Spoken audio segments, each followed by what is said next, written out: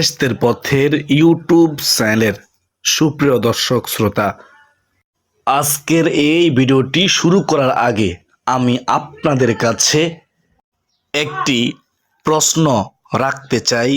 যদি আপনাকে বলা হয় পৃথিবীর এমন একজন মহিয়সী নারীর জীবন সম্পর্কে জানার সুযোগ রয়েছে, যাকে ভালোবাসতেন আল্লাহর শ্রেষ্ঠ সর্বশ্রেষ্ঠ নবী হযরত মুহাম্মদ সাল্লাল্লাহু আলাইহি ওয়াসাল্লাম, যার চরিত্র ছিল পবিত্রতার এক অনন্য উদাহরণ, যার নাম শুনলে সাহাবায়ে কেরাম সম্মানের সঙ্গে মাথা নত করতেন, সম্মান করতেন, তাহলে কি আপনি তার জীবন থেকে শিক্ষা নিতে চাইবেন না? একবার কল্পনা করুন, চিন্তা করুন, পৃথিবীর এই ক্ষণস্থায়ী জীবনে আমরা কত মানুষকে অনুসরণ করি। কারোর ধন সম্পদ দেখে মুগ্ধ হই, কারো আবার সৌন্দর্য দেখে আকৃষ্ট হই, কারো আবার খ্যাতি সম্মান দেখে অনুপ্রাণিত হই। অথচ এমন কিছু মানুষ আছেন যাদের মর্যাদা আল্লাহ তাআলাই উঁচু করেছেন। তাদের জীবনের প্রতিটি মুহূর্ত ছিল ঈমান, তাকওয়া, ধৈর্য, লজ্জাশীলতা, আল্লাহর প্রতি ভালোবাসা এবং রাসূলুল্লাহ সাল্লাল্লাহু আলাইহি ওয়াসাল্লামের আনুগত্যে পরিপূর্ণ। আজ আমরা এমনই একজন মহান নারীর কথা জানব, হযরত ফাতেমা রাদিয়াল্লাহু তাআলা আনহা। তিনি শুধু একজন কন্যা নন, তিনি ছিলেন এমন এক আদর্শ যার জীবন যুগে যুগে মুসলিম নারী পুরুষকে আল্লাহর পথে চলার অনুপ্রেরণা দিয়ে এসেছে। তার জীবনের প্রতিটি অধ্যায়ে আমাদের শেখায় দুনিয়ার সম্মান ক্ষণস্থায়ী, কিন্তু আল্লাহর সন্তুষ্টি চিরস্থায়ী সফলতা। প্রিয় দর্শক, আজকের পৃথিবীতে আমরা ব্যস্ততা, দুশ্চিন্তা, মানসিক অশান্তি, পারিবারিক সমস্যা এবং নানা পরীক্ষার মধ্যে দিন কাটাই। অনেক সময় মনে হয় হৃদয়ের প্রশান্তি যেন কোথাও হারিয়ে গেছে। অথচ যারা আল্লাহর সবচেয়ে প্রিয় বান্দাদের জীবন অনুসরণ করেছেন, তারা কঠিন কঠিন পরীক্ষার মধ্যেও ঈমানের আলো হারাননি। তাদের শক্তি ছিল আল্লাহর প্রতি অটল বিশ্বাস এবং তার সন্তুষ্টিকে জীবনের সর্বোচ্চ লক্ষ্য বানানো। এই ভিডিওতে আমরা হযরত ফাতেমা রাদিয়াল্লাহু তাআলা আনহার জীবন থেকে এমন কিছু আমল জানার চেষ্টা করব, যা আমাদের নিজেদের জীবনকেও নতুনভাবে ভাবতে সাহায্য করবে। হয়তো আমরা উপলব্ধি করব সত্যিকারের সৌন্দর্য চরিত্রে, সত্যিকারের সম্পদ তাকওয়ায়, আর সত্যিকারের সফলতা আল্লাহর সন্তুষ্টিতে। তাই আমি আন্তরিকভাবে অনুরোধ করছি, ভিডিওটি শেষ পর্যন্ত মনোযোগ দিয়ে দেখুন, মাঝ পথে চলে যাবেন না, কারণ পুরো আলোচনাটি ধারাবাহিকভাবে সাজানো হয়েছে। শেষ পর্যন্ত থাকলে আপনি একটি পূর্ণাঙ্গ চিত্র পাবেন এবং ইনশাআল্লাহ এমন কিছু শিক্ষা নিয়ে ফিরবেন যা আপনার দৈনন্দিন জীবন, ইবাদত এবং আল্লাহর সঙ্গে সম্পর্ককে আরো সুন্দর করার অনুপ্রেরণা যোগাবে। আসুন আমরা সবাই মনোযোগ দিয়ে শুনি, হৃদয়কে প্রস্তুত করি এবং আল্লাহর কাছে দোয়া করি, তিনি যেন আমাদেরকে নেককার বান্দাদের জীবন থেকে শিক্ষা গ্রহণ করে সে অনুযায়ী আমল করা তৌফিক দান করেন। প্রিয় ইমানদার ভাই ও বোনেরা, হযরত ফাতেমা রাদিয়াল্লাহু তাআলা আনহার জীবন থেকে শেখা প্রথম গুরুত্বপূর্ণ আমল হলো ঘুমানোর আগে মহান আল্লাহর জিকির করা, যা আজ মুসলিম সমাজে তাসবিহে ফাতেমা নামে পরিচিত। এই আমল কোনো বানানো আমল নয়, এটি স্বয়ং রাসূলুল্লাহ সাল্লাল্লাহু আলাইহি ওয়াসাল্লাম তার প্রিয় কন্যা হযরত ফাতেমা রাদিয়াল্লাহু তাআলা আনহা এবং তার জামাতা হযরত আলী রাদিয়াল্লাহু তাআলা আনহুকে শিক্ষা দিয়েছিলেন। এই ঘটনাটি সহিহ হাদিসে বর্ণিত হয়েছে, শুনবেন। বেহেশতের পথের ইউটিউব চ্যানেল সুপ্রদিনী ভাই ও বোনেরা, একদিন হযরত ফাতেমা রাদিয়াল্লাহু তাআলা আনহা সংসারের কঠোর পরিশ্রমে খুবই ক্লান্ত হয়ে পড়েছিলেন। তিনি নিজ হাতে শস্য পিছতেন, পানি বহন করতেন, ঘরের কাজ করতেন, সংসারের কাজ করতেন। এত কাজ করতে করতে তার হাতে কষ্টের চিহ্ন পড়ে গিয়েছিল। তখন তিনি একজন খাদেম পাওয়ার আশা করেছিলেন, কিন্তু রাসূলুল্লাহ সাল্লাল্লাহু আলাইহি ওয়াসাল্লাম তাদের এমন একটি উপহার দিলেন যা দুনিয়ার কোনো সাহায্যের চেয়েও মূল্যবান। তিনি বললেন, তোমরা যখন রাতে বিছানায় যাবে তখন ৩৩ বার সুবহানাল্লাহ, ৩৩ বার আলহামদুলিল্লাহ এবং ৩৪ বার আল্লাহু আকবার পড়বে। এরপর তিনি জানিয়ে দিলেন, এই আমল তোমাদের জন্য একজন খাদেমের চেয়ে উত্তম। একবার ভেবে দেখুন, যদি দুনিয়ার কোনো সম্পদ, কোনো মানুষ বা কোনো আরামায়েশ এই জিকিরের চেয়ে উত্তম হতো, তাহলে কি রাসূলুল্লাহ সাল্লাল্লাহু আলাইহি ওয়াসাল্লাম তার সবচেয়ে প্রিয় কন্যাকে এই জিকির শিখিয়ে দিতেন? অবশ্যই না। তিনি জানতেন মানুষের প্রকৃত শক্তি আসে আল্লাহর স্মরণ থেকে। দেহের বিশ্রামের পাশাপাশি অন্তরেরও বিশ্রাম দরকার, আর সেই অন্তরের প্রশান্তির সর্বোত্তম উপায় হলো মহান আল্লাহর জিকির। সুবহানাল্লাহ বলার মাধ্যমে আমরা ঘোষণা করি আল্লাহ সকল ত্রুটি ও অপূর্ণতা থেকে সম্পূর্ণ পবিত্র। আলহামদুলিল্লাহ বলার মাধ্যমে আমরা স্বীকার করি সমস্ত প্রশংসা, কৃতজ্ঞতা এবং নিয়ামতের মালিক একমাত্র আল্লাহ। আর আল্লাহু আকবার বলার মাধ্যমে আমরা নিজেদের মনে করিয়ে দেই আমাদের সব দুশ্চিন্তা, সব কষ্ট, সব ভয় এবং এই দুনিয়ার সব কিছুর চেয়ে আল্লাহই মহান। আজ আমাদের জীবনেও ক্লান্তি আছে, সারাদিনের কাজ, সংসারের দায়িত্ব, আর্থিক চাপ, মানসিক অশান্তি সব মিলিয়ে আমরা অনেক সময় অবসন্ন হয়ে পড়ি। এমন অবস্থায় রাসূলুল্লাহ সাল্লাল্লাহু আলাইহি ওয়াসাল্লামের শিখানো এই জিকির আমাদের মনে করিয়ে দেয় যে একজন মুমিনের সবচেয়ে বড় শক্তি আল্লাহর সঙ্গে সম্পর্ক। তাই আজ থেকেই একটি নিয়ত করুন, প্রতিদিন রাতে ঘুমানোর আগে অজু অবস্থায় বিছানায় শুয়ে ধীরে ধীরে মনোযোগের সঙ্গে ৩৩ বার সুবহানাল্লাহ, ৩৩ বার আলহামদুলিল্লাহ এবং ৩৪ বার আল্লাহু আকবার পড়ব। শুধু মুখে নয়, হৃদয় দিয়েও মনের গভীর থেকে এ জিকির করব, আল্লাহর মহিমা অনুভব করব, তার নিয়ামতের জন্য শুকরিয়া আদায় করব এবং বিশ্বাস রাখবো যে তিনি আমাদের সব অবস্থার সর্বোত্তম অভিভাবক। হয়তো এই ছোট্ট আমলটি আপনার প্রতিদিনের রাতকে বদলে দিতে পারে। হয়তো এই জিকিরের মাধ্যমেই আপনার হৃদয়ে আল্লাহর স্মরণ আরও দৃঢ় হবে, ইবাদতে আগ্রহ বাড়বে এবং কঠিন সময়ে ধৈর্য ধারণ করা সহজ হবে। তাই এই আমলকে কখনো ছোট মনে করবেন না। যে আমল রাসূলুল্লাহ সাল্লাল্লাহু আলাইহি ওয়াসাল্লাম তার প্রিয় কন্যাকে শিখিয়েছেন, সেই আমলের মূল্য একজন মুমিনের কাছে অপরিসীম। আল্লাহ তাআলা আমাদের সবাইকে এই সুন্দর জিকির নিয়মিত আমল করার তৌফিক দান করুন। বেহেশতের পথের ইউটিউব চ্যানেলের সুপ্রিয় দিনী ভাই ও বোনেরা, হযরত ফাতেমা রাদিয়াল্লাহু তাআলা আনহার জীবন থেকে শেখা দ্বিতীয় গুরুত্বপূর্ণ শিক্ষা হলো সালাতকে জীবনের সবচেয়ে বড় গুরুত্ব দেওয়া এবং আল্লাহর সঙ্গে সম্পর্ককে গভীর করা। একজন মানুষের জীবনে যত ব্যস্ততা, যত দুঃখ কষ্ট, যত পরীক্ষা আসুক না কেন, একজন মুমিনের জন্য সবচেয়ে মহামূল্যবান, সবচেয়ে বড় আশ্রয় হলো আল্লাহর দরবার। আর সেই আল্লাহর সঙ্গে বান্দার সবচেয়ে সুন্দর সম্পর্ক তৈরি হয় সালাতের মাধ্যমে।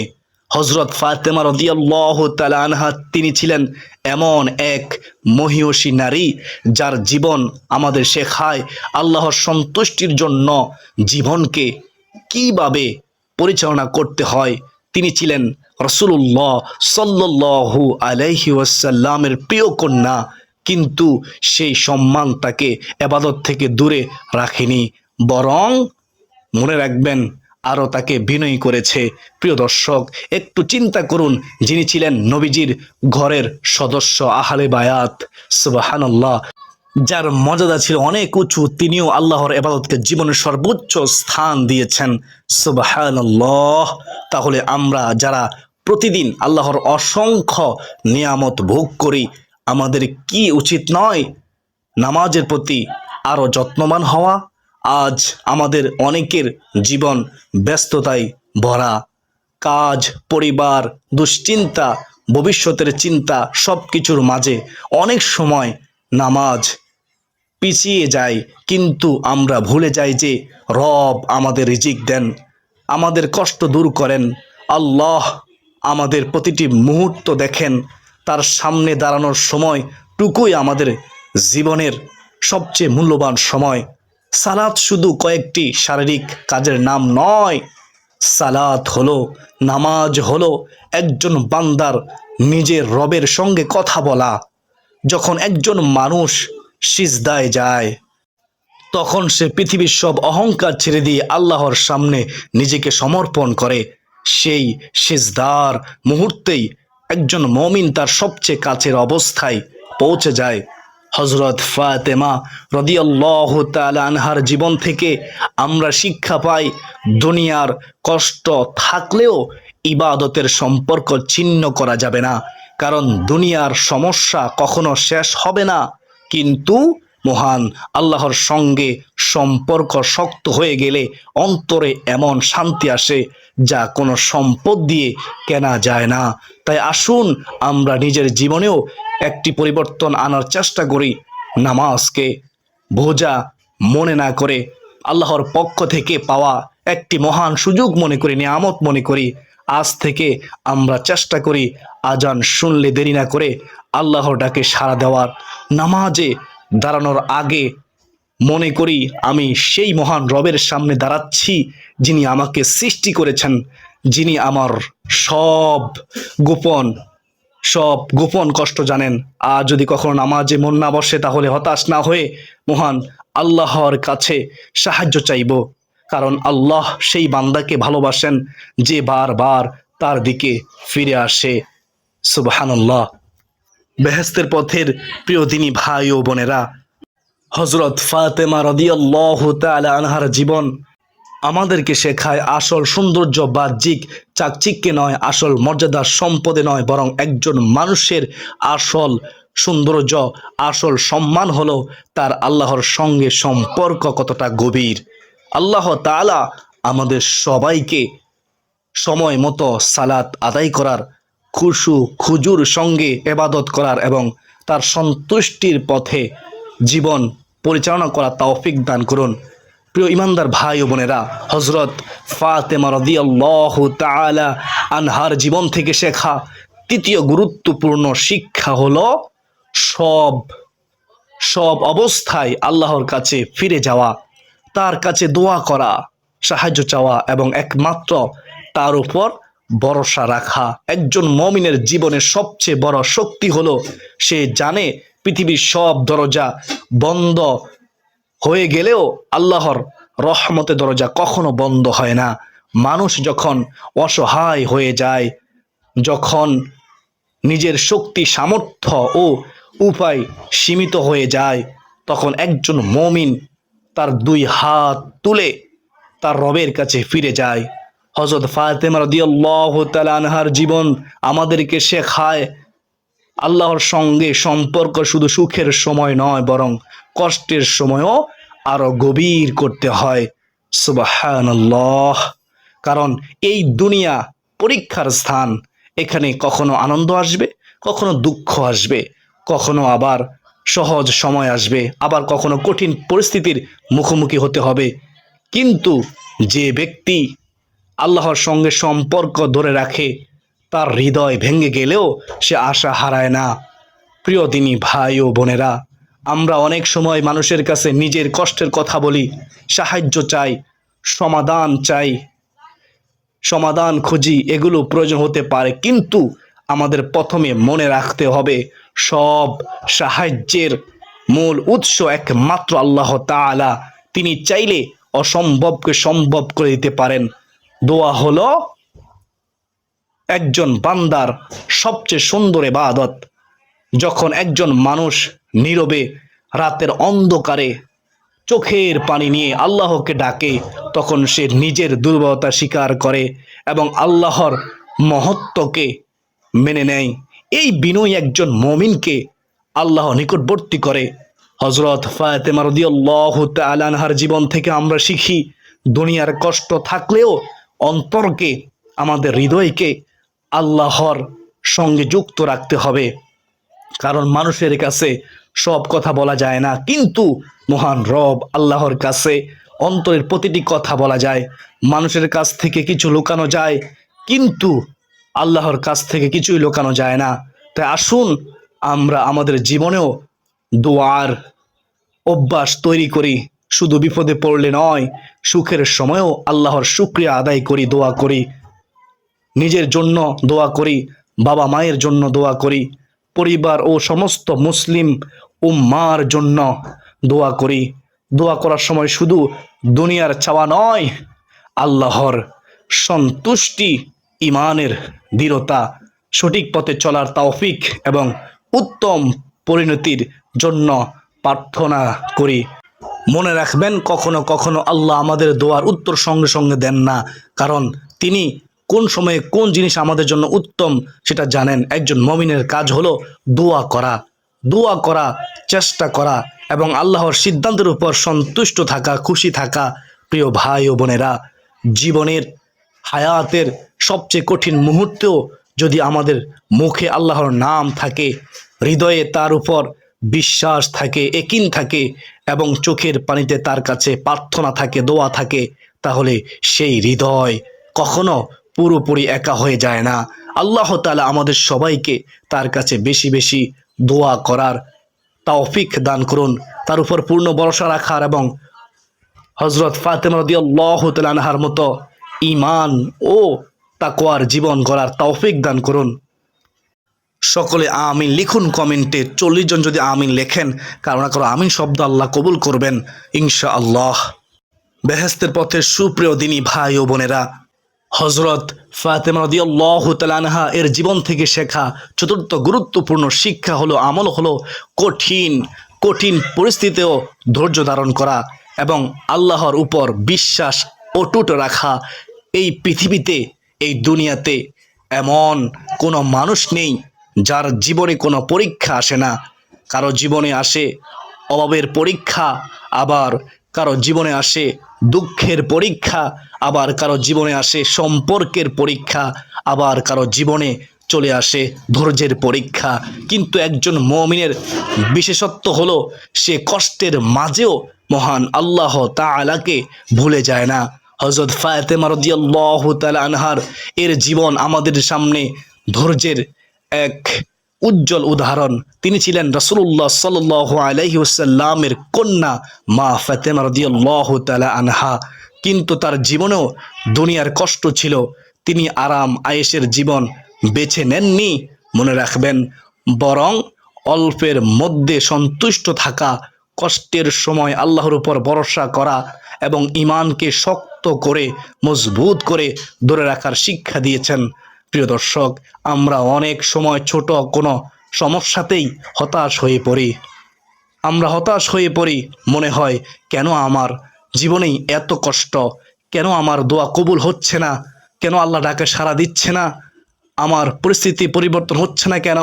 কিন্তু একজন মুমিন মনে রাখে সদা সর্বদাই, আল্লাহ যখন কোনো বান্দাকে পরীক্ষা করেন, তখন তিনি তাকে ধ্বংস করার জন্য পরীক্ষা করেন না, বরং তার মর্যাদা বৃদ্ধি করার জন্য, তার ঈমানকে শক্ত করার জন্য, মজবুত করার জন্য এবং তাকে নিজের আরো নিকটবর্তী করার জন্যই পরীক্ষা করেন। ধৈর্য মানে এই নয় যে একজন মানুষ কষ্ট অনুভব করবে না।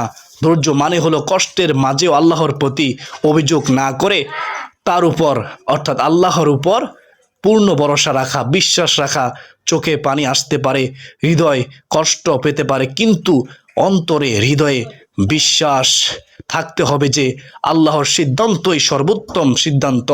হযরত ফাতেমা রাদিয়াল্লাহু তাআলা আনহার এর জীবন আমাদের শেখায় একজন মুসলিমের প্রকৃত সৌন্দর্য হলো তার ঈমানের শক্তি।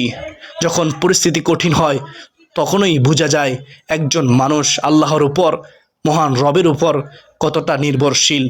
আজ আমাদের জীবনেও নানা পরীক্ষা রয়েছে, নানা পরীক্ষা রয়েছে, কেউ রিজিকের চিন্তায় কষ্ট পাচ্ছেন, কেউ পারিবারিক সমস্যা নিয়ে চিন্তিত, কেউ নিজের ভবিষ্যৎ নিয়ে দুশ্চিন্তা আছেন। কিন্তু মনে রাখবেন, আল্লাহ আমাদের অবস্থা সম্পর্কে সম্পূর্ণ অবগত। তিনি আমাদের কান্না দেখেন, আমাদের কষ্ট জানেন এবং আমাদের জন্য যা কল্যাণকর সেটি নির্ধারণ করেন। তাই আসুন আমরা ধৈর্যের অভ্যাস করি, ধৈর্য ধারণ করি। বিপদের সময় বলি, আল্লাহ আমাকে দেখতেছেন, আল্লাহ আমার অবস্থা জানেন, বুঝেন এবং মহান আল্লাহর সাহায্য অবশ্যই আসবে, অবশ্যই আসবে। কষ্টের সময় হতাশ না হয়ে বেশি বেশি আল্লাহকে স্মরণ করুন, আল্লাহর উপর ভরসা করুন, আল্লাহর জিকির করুন, নামাজের মাধ্যমে তার কাছে সাহায্য চান এবং নিজের অন্তরকে শক্ত করি। বেহেশতের পথের ইউটিউব চ্যানেলের সুপ্রদিনী ভাই ও বোনেরা, দুনিয়ার কষ্ট কিছুদিনের জন্য, কিন্তু আল্লাহর সন্তুষ্টি চিরস্থায়ী। সুবহানাল্লাহ।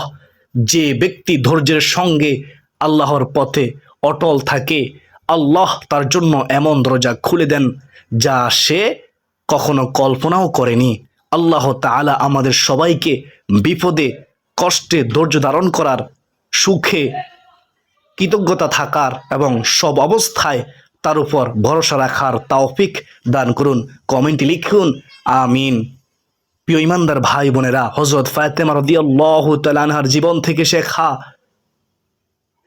পঞ্চম গুরুত্বপূর্ণ শিক্ষা, পঞ্চম নম্বর আমল হলো নিজের প্রয়োজনের মাঝেও অন্যের কথা চিন্তা করা এবং আল্লাহর সন্তুষ্টির জন্য দান সদকা করা।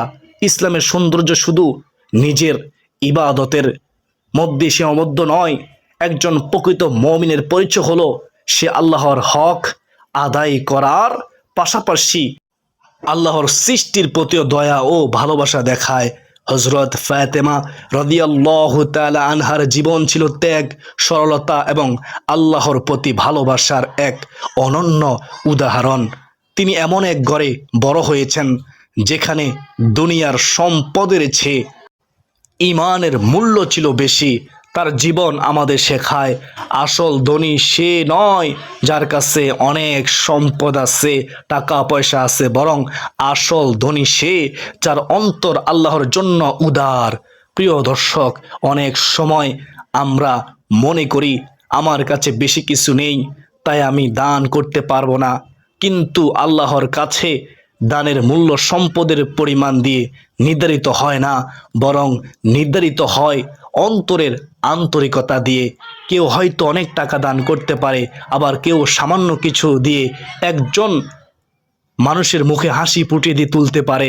আল্লাহর কাছে উভয় মূল্য রয়েছে। যদি তা করা হয় তার সন্তুষ্টির জন্য, খুশির জন্য। হযরত ফাতেমা রাদিয়াল্লাহু তাআলা আনহার জীবন থেকে আমরা শিক্ষা পাই, নিজের কষ্ট থাকলেও অন্যের কষ্ট অনুভব করতে হবে, ক্ষুধার্ত মানুষের কথা ভাবতে হবে, অসহায় মানুষের পাশে দাঁড়াতে হবে, আত্মীয় স্বজন ও প্রতিবেশীর প্রতি ভালো আচরণ করতে হবে। আজকের পৃথিবীতে মানুষ অনেক সময় নিজের সুখ নিয়েই ব্যস্ত হয়ে পড়ে, কিন্তু ইসলাম আমাদের শেখায় তোমার কাছে যা আছে তার মধ্যে অন্যেরও অধিকার রয়েছে। একটি সুন্দর কথা, একটি সাহায্যের হাত, একটি ছোট্ট সদকা, এসবও আল্লাহর কাছে অনেক বড় আমল হতে পারে। প্রিয় ভাই ও বোনেরা, দান সদকা শুধু দরিদ্র মানুষের উপকার করে না, এটি দাতার হৃদয়কেও পবিত্র করে, মানুষের অন্তর থেকে কৃপণতা দূর করে। সুবহানাল্লাহ। আল্লাহর প্রতি কৃতজ্ঞতা বাড়ায় এবং মনে করিয়ে দেয় আমাদের কাছে যা কিছু আছে সবই আল্লাহর দেওয়ার নিয়ামত। তাই আসুন আমরা আমাদের জীবনেও দানের অভ্যাস তৈরি করি। আমরা দান করি, সামর্থ্য অনুযায়ী কাউকে সাহায্য করি, ক্ষুধার্তকে খাবার দেই, অসুস্থ মানুষের পাশে গিয়ে আমরা দাঁড়াই, তাদের খোঁজ নেই, গোপনে এমন কোনো ভালো কাজ করি যা শুধু আল্লাহ জানেন। মনে রাখবেন, মানুষের চোখে ছোট একটি ভালো কাজও আল্লাহর কাছে অনেক বড় হতে পারে, কারণ মহান আল্লাহ আমাদের সম্পদ দেখেন না, তিনি দেখেন আমাদের অন্তরের নিয়ত। হযরত ফাতেমা রাদিয়াল্লাহু তাআলা আনহার জীবন আমাদেরকে শেখায় যে হৃদয় আল্লাহর ভালোবাসায় পূর্ণ হয়, সে হৃদয় মানুষের জন্য দয়া ও মমতায় ভরে যায়। আল্লাহ তাআলা আমাদের সবাইকে উদার মনের অধিকারী বানান, তার সন্তুষ্টির জন্য দান করা তৌফিক দিন এবং মানুষের উপকার করার সুযোগ দান করুন। প্রিয় ইমানদার ভাই ও বোনেরা, হযরত ফাতেমা রাদিয়াল্লাহু তাআলা আনহা এর জীবন থেকে আমরা শিক্ষা পাই 6 নম্বর গুরুত্বপূর্ণ আমল, সেটা হলো লজ্জাশীলতা, পবিত্রতা এবং সুন্দর চরিত্রকে জীবনের অলংকার বানানো। ইসলামে একজন মানুষের প্রকৃত সৌন্দর্য তার বাহ্যিক রূপে নয়, বরং তার চরিত্র, তার আচার আচরণ এবং তার অন্তরের পবিত্রতায়। একজন মানুষের পোশাক, সম্পদ বা পরিচয় মানুষকে কিছু সময়ের জন্য আকর্ষণ করতে পারে, কিন্তু তার উত্তম চরিত্রই তাকে মানুষের হৃদয়ে স্থায়ী স্থান দেয়। হযরত ফাতেমা রাদিয়াল্লাহু তাআলা আনহা তিনি ছিলেন লজ্জাশীলতা ও পবিত্রতার এক অনন্য উদাহরণ। সুবহানাল্লাহ, তিনি এমন এক পরিবেশে বড় হয়েছেন যেখানে ঈমান, আল্লাহর ভীতি এবং রাসূলুল্লাহ সাল্লাল্লাহু আলাইহি ওয়াসাল্লামের শিক্ষা ছিল জীবনের পথ নির্দেশ। সুবহানাল্লাহ। প্রিয় দর্শক, লজ্জাশীলতা কোনো দুর্বলতা নয়, বরং এটি একজন মুমিনের সম্মানের প্রতীক, একজন মুমিনের সম্মানের পরিচয়। যে হৃদয়ে আল্লাহর ভয় থাকে সে নিজের কথা, কাজ, আচরণ এবং চলাফেরার ব্যাপারে সচেতন থাকে।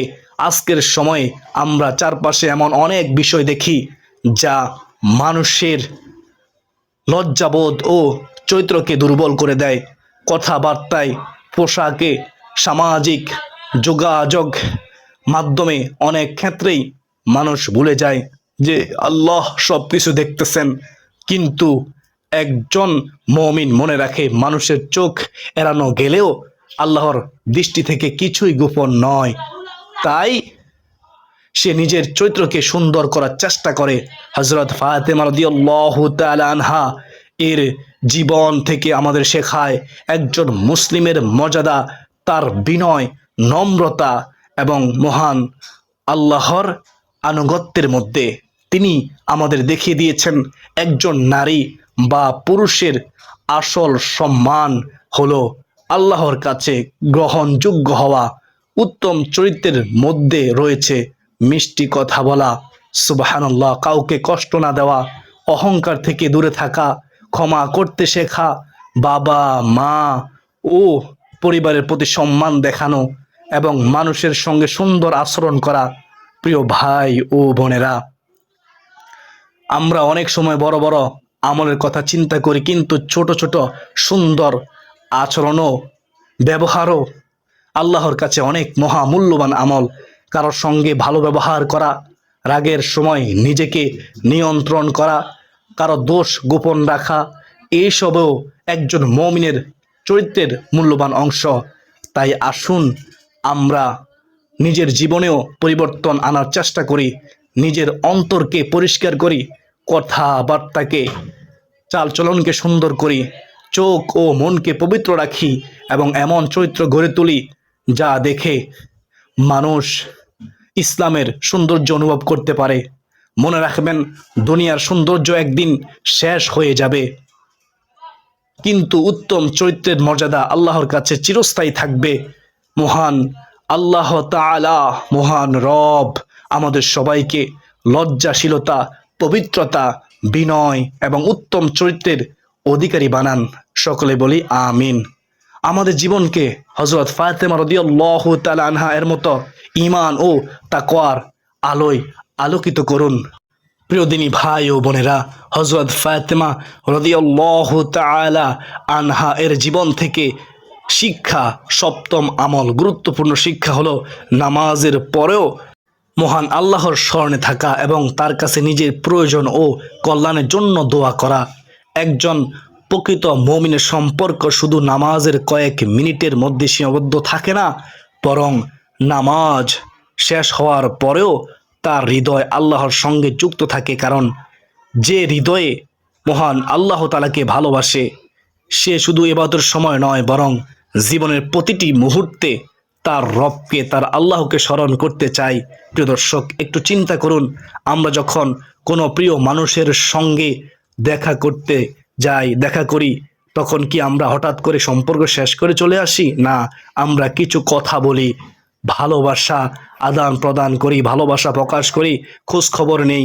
ঠিক তেমনি একজন বান্দা যখন আল্লাহর সামনে দাঁড়িয়ে নামাজ আদায় করে, তখন নামাজের পরও তার উচিত আল্লাহর প্রশংসা করা, তার কাছে ক্ষমা চাওয়া, ইস্তেগফার করা এবং নিজের প্রয়োজন তার কাছে তুলে ধরা।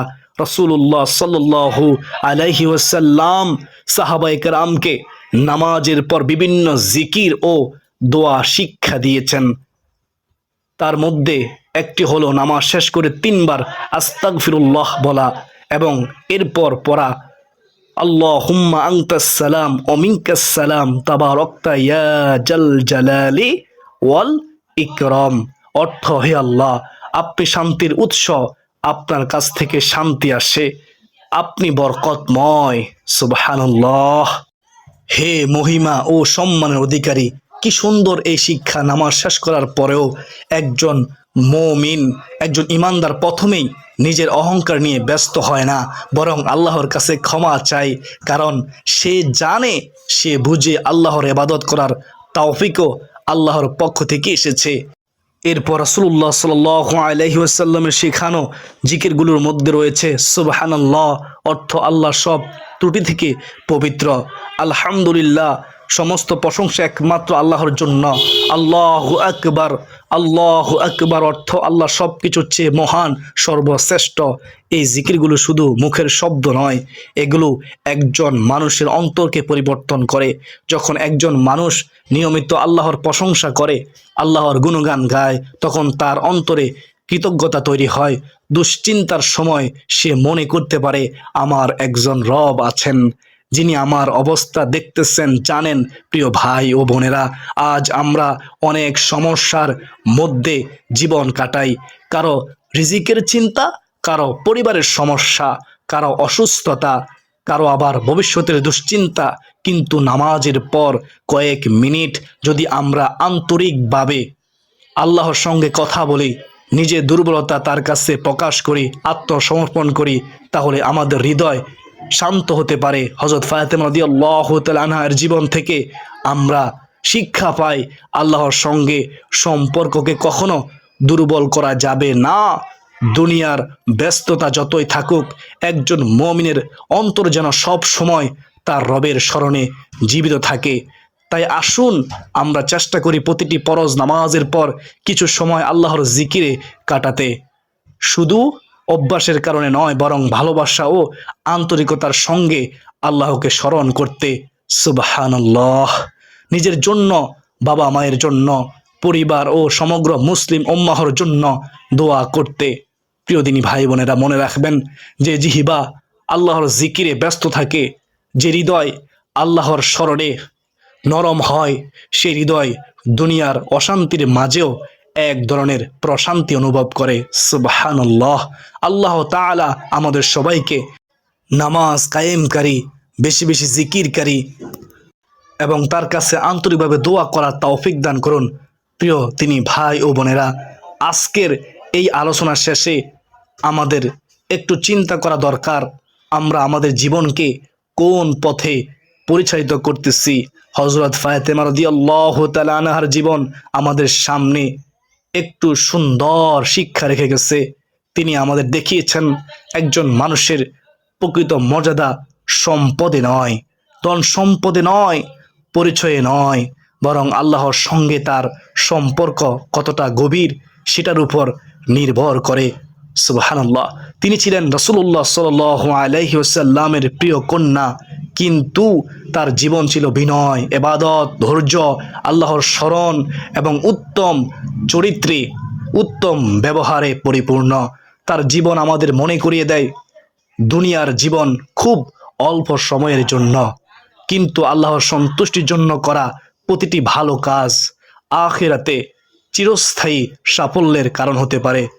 প্রিয় দর্শক, আমরা অনেক সময় দুনিয়ার ব্যস্ততায় নিজেদের অন্তরে খবর নিতে ভুলে যাই। আমরা মানুষের সন্তুষ্টির জন্য অনেক কিছু করি, কিন্তু যিনি আমাদের সৃষ্টি করেছেন, যিনি আমাদের প্রতিটি নিঃশ্বাসের মালিক, রব, সেই আল্লাহর সন্তুষ্টির জন্য আমরা কতটা চেষ্টা করেছি সেটাই সবচেয়ে বড় প্রশ্ন।